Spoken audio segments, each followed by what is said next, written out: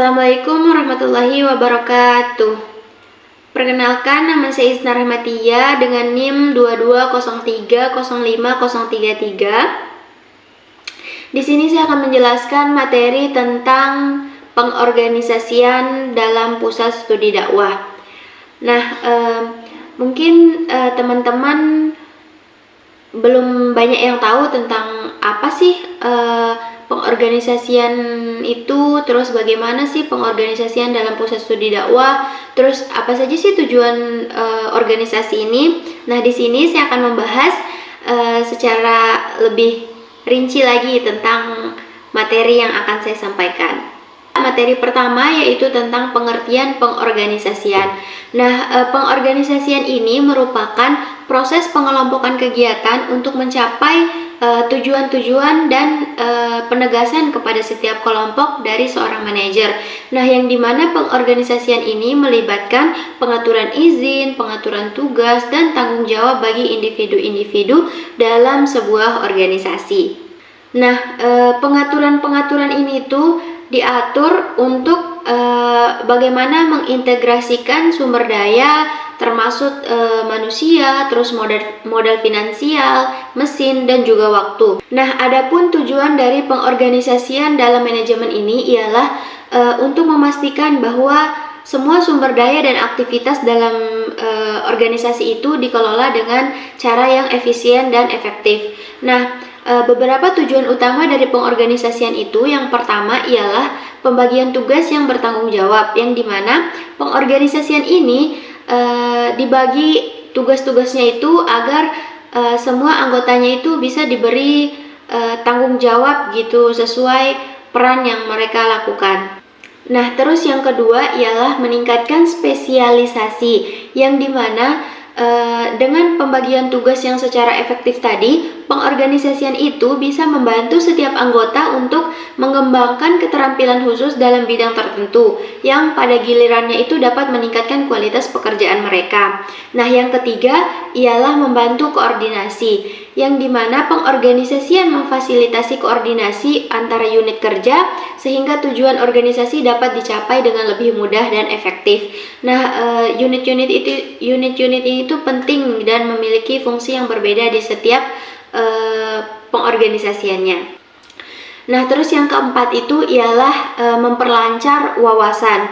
Nah, dengan adanya struktur organisasi yang jelas, pengawasan terhadap kinerja individu dan unit kerja menjadi lebih mudah, yang dimana penempatan manajer yang kompeten di setiap unit itu juga mendukung gitu bagaimana pengawasan yang lebih baik. Nah, terus yang kelima ialah penghematan biaya. Nah, pengorganisasian yang baik dapat membantu mengoptimalkan biaya gitu, biaya operasional dan peningkatan yang efisien. Yang keenam ialah meningkatkan hubungan antara individu. Meningkatkan hubungan antar individu dalam organisasi ini juga berkontribusi pada terciptanya hubungan kerja yang harmonis di antara anggota tim, terus mengurangi konflik dan meningkatkan kerukunan dalam kerja lingkungan. Nah, yang terakhir ialah pencapaian tujuan organisasi. Nah, secara keseluruhan itu, tujuan utama dari pengorganisasian ini adalah untuk memastikan bahwa semua elemen dalam organisasi ini bekerja secara sinergis gitu, untuk mencapai tujuan bersama yang telah ditetapkan. Nah, dengan memahami tujuan-tujuan dari organisasi ini, kita harap semua organisasi yang kita bangun itu bisa lebih efektif gitu dalam pelaksanaannya. Nah, terus yang kedua ialah proses pengorganisasian. Nah, di dalam proses pengorganisasian ini, manajemen itu melibatkan beberapa langkah-langkah penting gitu. Nah, langkah-langkah ini tuh bertujuan untuk menyusun dan mengelola sumber daya agar dapat mencapai tujuan organisasi yang lebih efektif. Adapun langkah-langkah dalam proses pengorganisasian ini, yang pertama yaitu tentang penempatan dan pengimbangan aktivitas. Nah, di mana langkah ini itu mencakup identifikasi dan pembagian aktivitas yang akan dilakukan serta pengelompokan aktivitas tersebut berdasarkan keamanan sifat. Misalnya nih, kegiatan produksi dikelompokkan dalam satu produksi gitu atau dalam satu unit keuangan. Yang kedua ialah penyusunan organ atau wadah. Nah, setelah aktivitas tadi dikelompokkan, langkah selanjutnya ialah menyusun struktur organisasi yang diperlukan untuk menampung semua kegiatan tersebut. Nah, ini melibatkan pemikiran tentang cita-cita, apresiasi organisasi, serta bentuk struktur yang diinginkan. Terus yang ketiga ialah mengisi organ-organ itu dengan tugas, kekuasaan, wewenang, dan tanggung jawab. Yang dimana pada tahap ini tuh tugas-tugas yang telah disusun dimasukkan ke dalam struktur organisasi yang telah dibentuk. Terus nanti tuh setiap tugas harus dilengkapi dengan wewenang dan tanggung jawab yang sesuai agar pelaksanaan tugas itu dapat dilakukan dengan baik. Yang keempat ialah menghubungkan organ satu dengan yang lainnya. Nah, langkah ini melibatkan penentuan hubungan antara berbagai organ itu dalam organisasi yang berdasarkan wewenang dan tanggung jawab. Nah, ini biasanya itu ditunjukkan dengan adanya garis-garis hubungan formal gitu dengan bagian-bagian organisasi tersebut. Terus yang kelima ialah melengkapi organ itu dengan alat perlengkapan yang diperlukan. Nah, pasti organisasi itu kan perlu dilengkapi dengan alat-alat dan perlengkapan yang tepat gitu untuk mendukung bagaimana pelaksanaan tugas-tugas yang sudah ditetapkan. Nah, alat-alat di sini itu harus sesuai dengan jenis pekerjaan yang akan kita lakukan. Terus yang keenam ialah penempatan orang yang tepat gitu di masing-masing organisasi, yang dimana kan setiap orang kan punya skill yang berbeda ya. Nah, di sini itu tempatnya kita bisa memposisikan gitu bagaimana kita menempatkan seseorang itu dengan skill dan kemampuan yang mereka miliki masing-masing gitu. Jadi nggak sembarang orang dengan skill ini tapi kita tempatin di yang lain gitu. Jadi harus kita tahu mana skill yang cocok dengan tugas-tugas dalam struktur organisasi itu. Terus yang ketujuh ialah membuat bagan organisasi. Nah, langkah terakhir ini ialah membuat bagan organisasi yang menggambarkan secara visual struktur organisasi, termasuk tugas gitu, terus kekuasaan, terus tanggung jawab, serta hubungan antara unit dalam organisasi itu kayak harus dibuatin bagan gitu. Nah, sebuah organisasi itu dapat dia berfungsi secara efektif dan efisien ketika mencapai tujuan yang telah ditetapkan. Nah, materi terakhir ialah tentang peran organisasi. Nah, materi yang terakhir ialah tentang peran organisasi, yang dimana peran organisasi ini dalam pusat studi dakwah itu sangat penting untuk mengoptimalkan kegiatan dakwah dan memastikan bahwa tujuan dakwah itu dapat tercapai.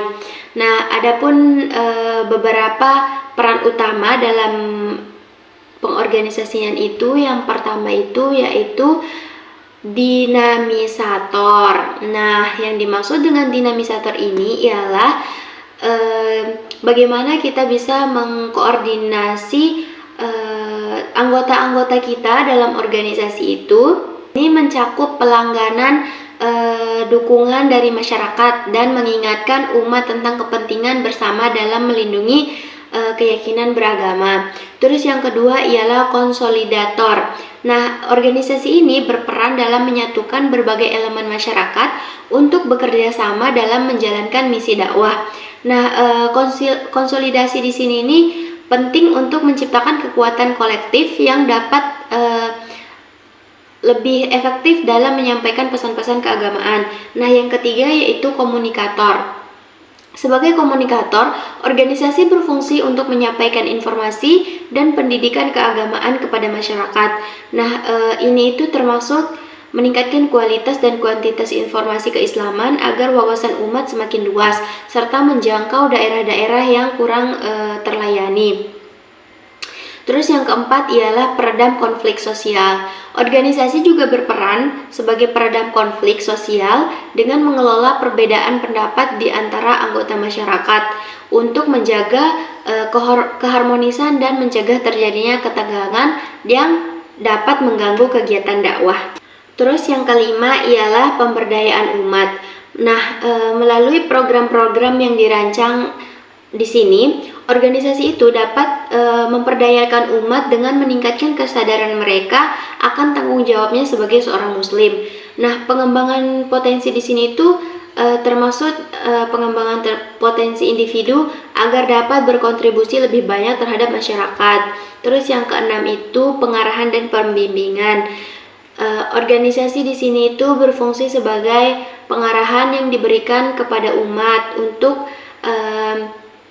menyalurkan potensi mereka secara efektif dalam konteks dakwah, terus membantu juga dalam penyaluran potensi umat. Nah, yang terakhir ialah struktur pengelolaan. Nah, organisasi ini juga menyiapkan struktur pengelolaan yang sangat jelas untuk kegiatan dakwah, termasuk pembagian tugas dan tanggung jawab di antara anggota yang tadi sudah dijelaskan. Terus setiap tanggung jawab itu harus dipastikan gitu bahwa peran mereka sesuai dengan pekerjaan yang sudah ditetapkan. Dengan adanya peran-peran di sini, organisasi dalam pusat studi itu tidak hanya menjadi wadah bagi aktivitas keagamaan saja, tetapi juga berkontribusi pada pengembangan sosial dan budaya masyarakat secara keseluruhan. Mungkin itu saja yang bisa saya sampaikan, lebih dan kurangnya saya mohon maaf. Sekian, wassalamualaikum warahmatullahi wabarakatuh. Bye guys. Sudah berangkali ku bilang kalau videonya udah selesai. Lah udah selesai. Bye bye sepuh.